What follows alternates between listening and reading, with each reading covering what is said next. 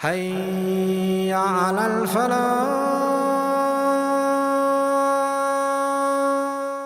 السلام عليكم ورحمة الله. بسم الله والحمد لله والصلاة والسلام على رسول الله وعلى آله وأصحابه أجمعين. My beloved brothers and sisters, we have a few minutes within which I will talk, and I've asked the brothers not to delay the adhan. As soon as the time comes in, we will call the adhan, and our success lies in fulfilling that salah on its time. The last time I came to this masjid, do you remember what I said? Anyone remember what I said? The last time I came to the masjid, what did I say? Anyone remember? You mentioned all deeds being put into your savings account for the year after, not building our wall for the year after. Subhanallah. And I want to tell you something about who I am. Me. I am a nobody. Perhaps you are better than me. If you come to the masjid to listen to me, you actually need to come to the masjid to listen to Allah. You need to come to the house of Allah to build your akhirah, to build your hereafter. My brothers and sisters, I cannot even help myself. How will I help you? My brothers and sisters, people think very high of someone who's a little bit popular without realizing that the high is Allah. Build your relation with Allah, you're not going to go wrong. When you come to the masjid, when nobody is watching and nobody knows, and it is time of Fajr or it's time of Isha on an ordinary day, and you're passing by and your heart is in the masjid, then you are a friend of Allah who He will treat as a special treatment, or with a special treatment on the Day of Judgment. It is known as Al-Dhil Yawm Al-Qiyamah, the special shade on the Day of Qiyamah, because you used to come to His house. So come for Allah, come for the sake of Allah on a regular basis. Whether there is someone speaking there or there is nobody speaking there. You just came in, you smiled, you fulfilled your salah, you made the masjid alive, and then you walked away and you came back for another salah sometime. That is success. As for me, as a human being, I told you just now, and I want to repeat it, I cannot even help myself. How am I going to help you? My help will come from Allah and Allah alone. Don't be deceived by someone who tells you, don't worry, for your Jannah I guarantee it. What guarantee can you give me when you don't have your own guarantee for Jannah? Allah alone is the one who can give you Jannah through His mercy. And this is why when we do our deeds, it should make us humble. When we do more deeds, it makes us more humble. When we come more to the masjid, it makes us even more humble. Because we realize that it's only the mercy of Allah that will take us to Jannah. It's only the mercy of Allah that will take us to Jannah. But to achieve the mercy of Allah, we need to do one thing. What is it? Try. Keep trying. Keep trying to please Allah, and Allah will be pleased. So, I've been speaking the last few days, various cities, various venues, various crowds of people, mashallah, tabarakallah. This is probably the last of the lot. And I was thinking to myself, I would love to see this masjid tomorrow morning at Fajr. I'd love to see it. That really shows how the heart and the condition of the heart is when it comes to the relationship with Allah. I ask you a question. If I was a person who could come to your house, and if you gave me a key to your house, and you told me anytime come, and I came in when you were not there, I helped myself, I opened the fridge, I took out whatever I wanted, I put it on the stove, I cooked, I cleaned a little bit here and there, I went to sleep for a while, got up, and I went off.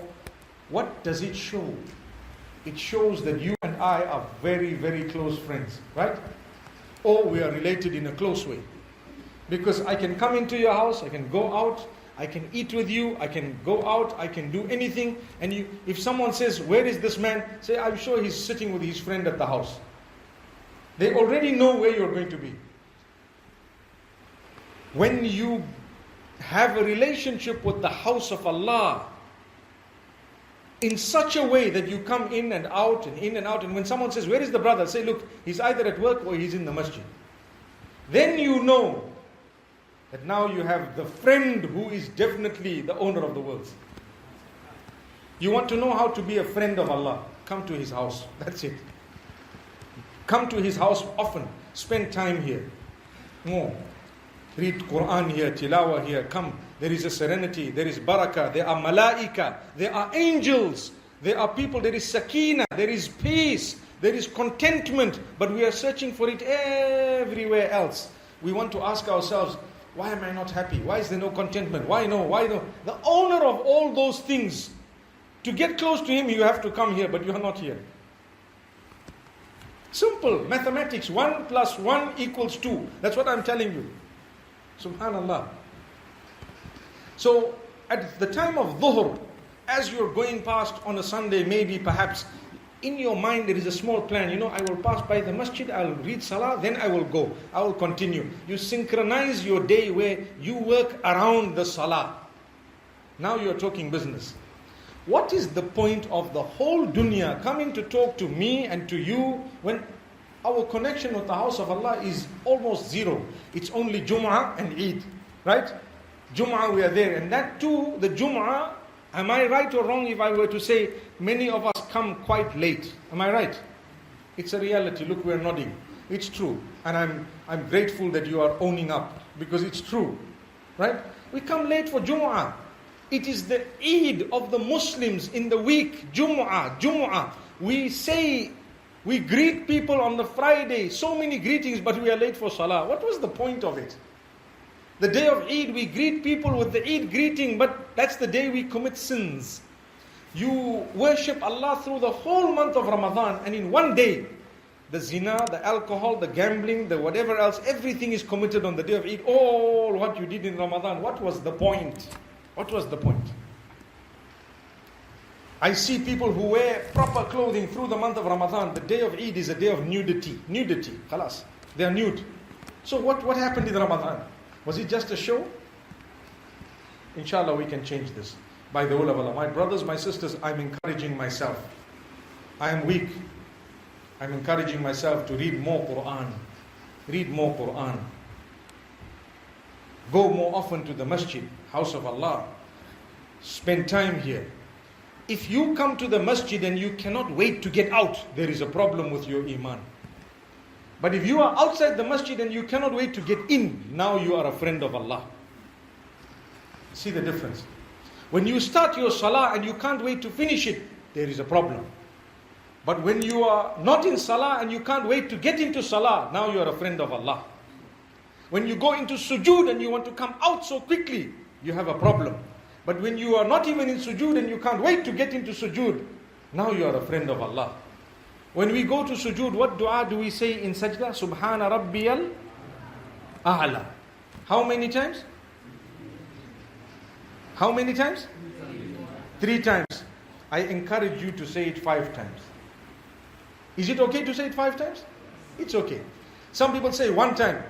Allahu Akbar, Subhana Rabbiyal A'la. Allahu Akbar. They're up again. What did we do? We just bounce. Trampoline. Boom. Up again. Trampoline. Jump. Like this. Take your time. Go down. Subhana Rabbiyal A'la. This is for Allah. All praise is due to my Rabb who is the highest. All praise is due to my Rabb who is the highest. All praise is due to my Rabb who is the highest. All praise is due to my Rabb who is the highest. All praise is due to my Rabb who is the highest. Then you say Allahu Akbar. I said it 5 whole times. Why? I want to add another 2 for the sake of Allah. It's not a bid'ah, it is a sunnah, which means you are allowed to add as many as you want. Add it a few more times. Take your time. Look, I want to end with one word because there is 1 more minute. The closest that a worshipper can get to Allah is sujud. أَقْرَبُ مَا يَكُونُ الْعَبْدُ لِرَبِّهِ وَهُوَ سَاجِدٌ. The closest you can get to Allah is when you are in sajda. Right? the level of closeness of yours to Allah is also determined by how much you enjoy your sujood or how little you want to be in sujood. Did you hear this? The closest you can ever be to Allah is in sajda. The closest you can ever be to Allah is in sajda. So if you don't like it in sajda, you need to work a bit more hard. If you are finding a problem in sajda, you want to get up quickly in sujood, you need to work on yourself. Please, my brothers and sisters, I promise you, whatever you have in this world, your job, your family, your this, your that, your wealth, your position, your power, all of it is going to go the day they bury you in your grave. Go to the graveyard and look at the names of the people. They had more than you, they were more powerful than you, they looked better than you, they had more wives and more children, they had everything. They are gone totally out. What will help them? How much sujood they made, that will help them. Right? How good they were as people, that will help them. That's why I'm telling you, take a look at what I've said today. Short talk, but very, very to the point. Come for Allah. Spend time with Allah. Allah will spend so much on you. So much. Spend more time. Take it easy. Just go. Even if you are weak, even if you are sinful, even if you think you are a bad person, no one is too bad to turn to Allah. Just try it with Allah. Just try turning to Allah. 2 raka'at of salah. Make wudu. Come. Go down to sujood. And just say, Subhana Rabbiyal A'la. Oh my Rabb, you are the greatest. Learn the meanings of what you are saying, because if you know the meaning, you will enjoy the statement more. And when you enjoy it, you say it a few more times. Say, oh Allah. Spend a moment in sujood. And then when you come up, you feel so better for the sake of Allah. Your life will change. May Allah subhanahu wa ta'ala grant every one of us ease and goodness. I indeed have enjoyed my short stay here in this beautiful, is it a town or a city? It's a city, subhanallah. It means it has a lot of people. Right? City. It's a city of Newport, isn't it? And I don't know, it is very old, but they still call it Newport. Perhaps because the people are always refreshed, right? So may Allah bless you. May Allah subhanahu wa ta'ala grant us all strength. Like I say, with me, shaking my hand will never guarantee you a place in Jannah. Taking a photo with me will not help you in your grave. But if you are closer to Allah, all of the problems will be solved. So if I'm walking out after Salah, if no one wants to take a photo and no one wants to actually get hyped up and push and shove about shaking hands, perhaps we can shake hands for the people who we are passing by as we are going. I'm one man, you are 1,000 people. How can we shake everybody's hand and everyone gets excited and then, don't worry, make dua. I make dua for you, you make dua for me. It is the biggest gift you can give me. And the biggest gift I can give you. May Allah bless you. May Allah ease whatever difficulties you, my brothers and my sisters are going through. And inshallah, in this way we will earn Jannatul Firdaus by connecting ourselves to none other than Allah and His Rasul sallallahu alayhi wa sallam. May Allah subhanahu wa ta'ala bless you all. أقول قولي هذا وصلى الله وسلم وبارك على نبينا محمد.